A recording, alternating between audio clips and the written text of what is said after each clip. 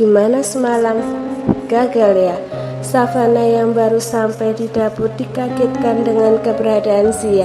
Kenapa juga kaget? Setan satu ini kan pagi-pagi selalu mampir ke rumahnya. Savana tak menjawab dan mulai menyiapkan sarapan dibantu Bilastri, ART yang khusus memasak. Nggak usah sok tegar Savana, mata sembab kamu nggak bisa bohong. Semalam kamu pasti menangis gagal dengan suami kamu. Azura memang benar-benar penurut. Zia tertawa. Semalam dia memang menyuruh Azura untuk mengganggu Savana dan Dario. Savana masih diam, sementara Bilastri gatal sekali ingin cakar-cakar wajah Zia. Bilastri sudah bekerja di rumah ini selama kurang lebih 7 tahun, tepatnya setelah Dario dan Zia pindah ke rumah ini. Bilastri juga ikut merawat Azam dan Azura. Sejak dulu menjadi nyonya di rumah ini, Zia memang menyebalkan. Ada sekitar 10 ART yang mengundurkan diri karena gak betah bekerja di rumah ini, karena Zia yang banyak mau dan kadang-kadang juga kasar. Alasan utama Bilastri bertahan karena Azam dan Azura.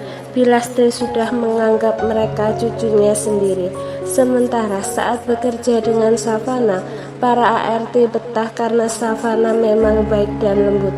Savana, aku lagi ngomong, kenapa dari tadi kamu cuekin aku?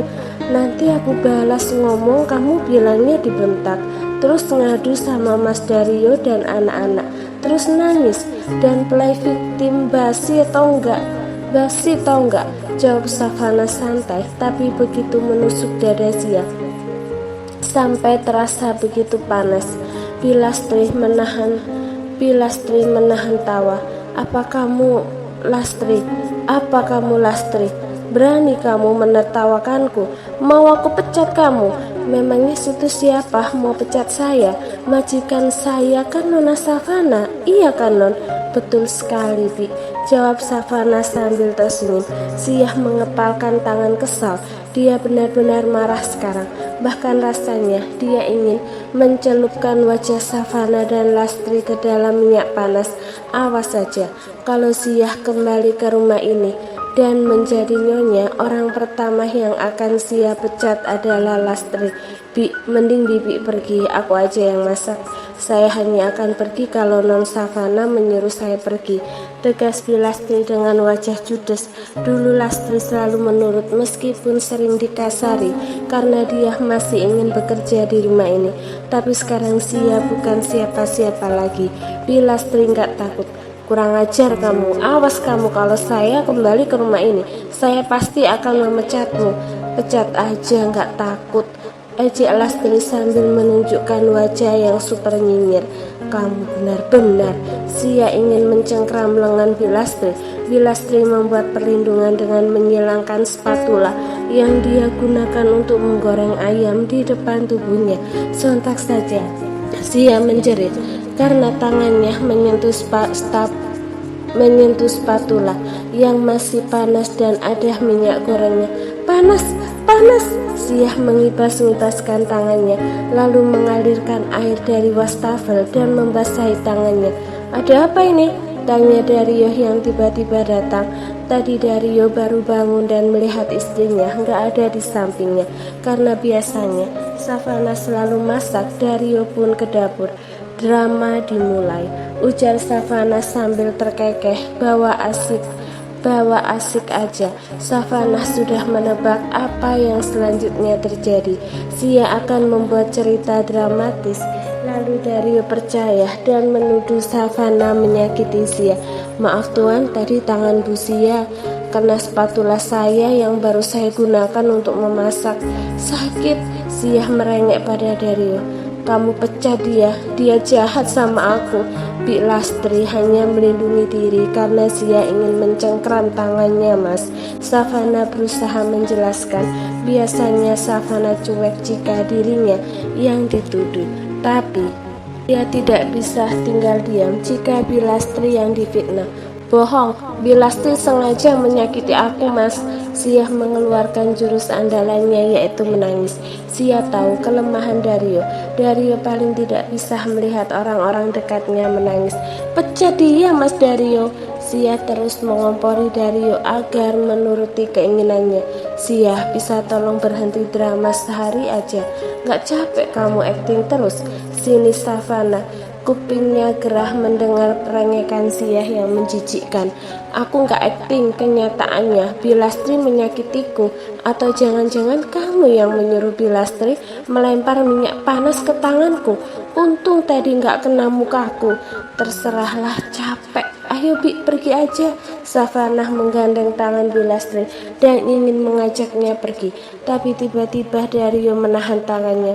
Aku percaya kamu. Savana menoleh pada suaminya bersamaan dengan Sia yang menoleh padanya dengan sorot mata tak percaya. Sia mengerjapkan mata beberapa kali memastikan apakah tadi dia tidak salah dengar.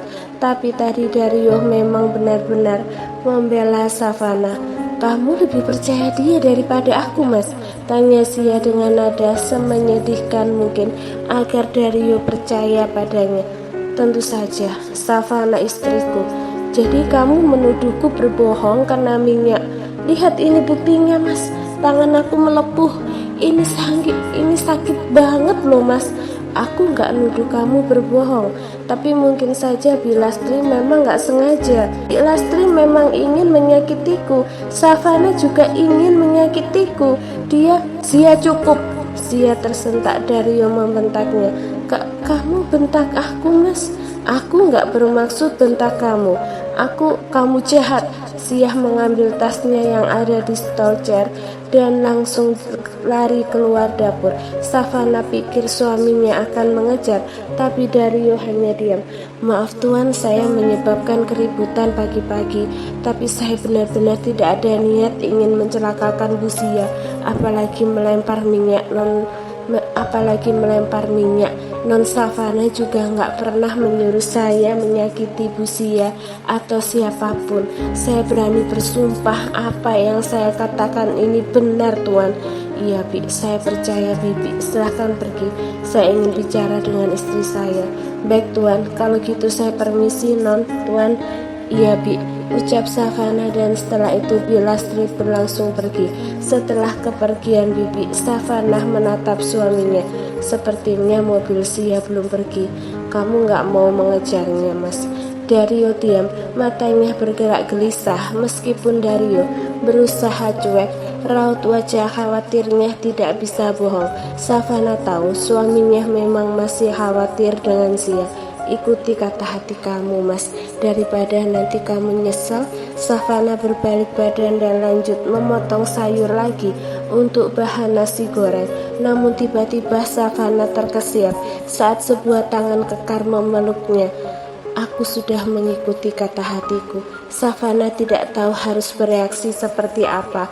Dia hanya diam. Sikap suaminya yang berbeda dari biasanya membuat Savana terkejut. Kemesraan tiba-tiba ini bukannya membuat senang, justru membuatnya bertanya-tanya apa yang suaminya rencanakan sampai sikapnya berubah semanis ini. Kamu gak takut Sia marah kalau kamu gak ngejar dia? Enggak, aku lebih takut kamu marah sama aku. Kalau marah, kamu berubah jadi reok. Reok aja kalah sama kamu. Dario menunduk dan mencium pipi istrinya. Savana diam saja, namun tanpa bisa dia cegah, jantungnya berdebar kencang. Savana tidak bisa mengendalikan perasaannya. Selalu saja seperti ini jika dia di dekat suaminya. Apalagi tadi suaminya lebih membelanya daripada Sia. Perasaan Savana senang sekali. Aku tebak selama menikah kamu pasti sering membayangkan momen ini kan? Kamu masak dan aku memelukmu, terus aku menurunkan. Mas, Savana melotot dan mencubit perut kotak-kotak suaminya.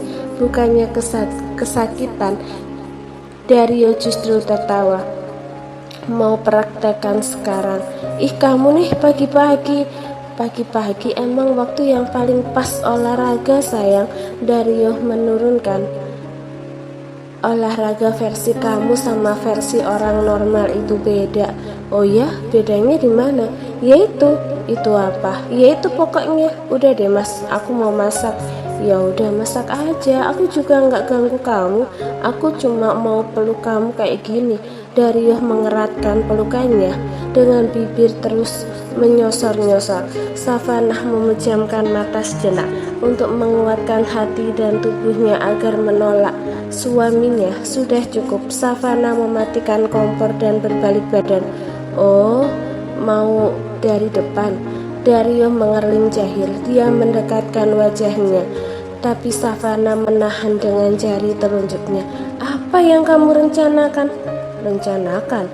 Kenapa tiba-tiba sikap kamu kayak gini? Kayak gini gimana? Biasanya kamu cuek, biasanya kamu juga selalu bela Zia daripada aku.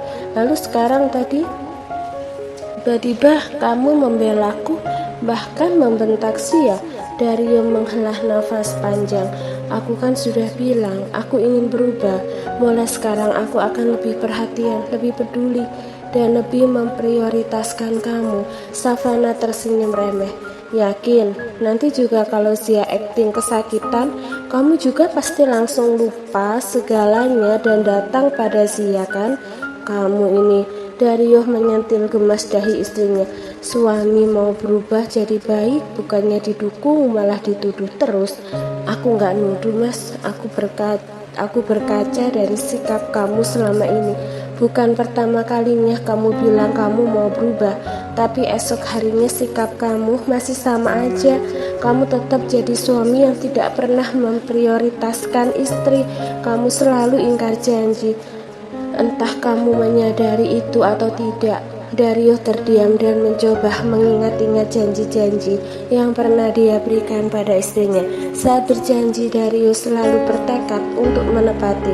Tapi saat melihat Zia sakit atau terluka, Dario tidak bisa fokus apapun. Yang ada di pikirannya hanya bagaimana cara menyelamatkan Zia. Tapi Dario tidak ingin kehilangan Savanah, apalagi jika mereka bercerai. Arsen sudah menunggu jandanya Savanah. Dario tidak akan rela Savanah bahagia dengan laki-laki lain. Entah Savanah bahagia atau tidak, yang penting Savanah bersamanya. Kenapa dia mas? Kamu pasti udah tahu akhirnya gimana kan? Selama Zia ada di hati kamu gak akan pernah bisa memprioritaskan apapun, termasuk aku. Savanah berbalik badan dan ingin pergi, tapi Dario menahan lengannya dan memeluk. Kali ini aku serius, aku akan menepati janjiku.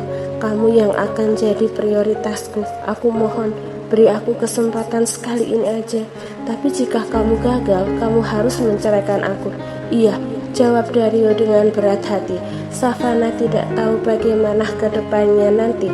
Entah suaminya akan benar-benar menepati janjinya atau mengingkari seperti biasanya. Setidaknya Savanah ingin berjuang sekali lagi untuk pernikahannya. Jauh di dalam hatinya, Savanah tidak ingin bercerai. Selain dia masih sangat mencintai suaminya, dia juga hanya ingin menikah sekali seumur hidup.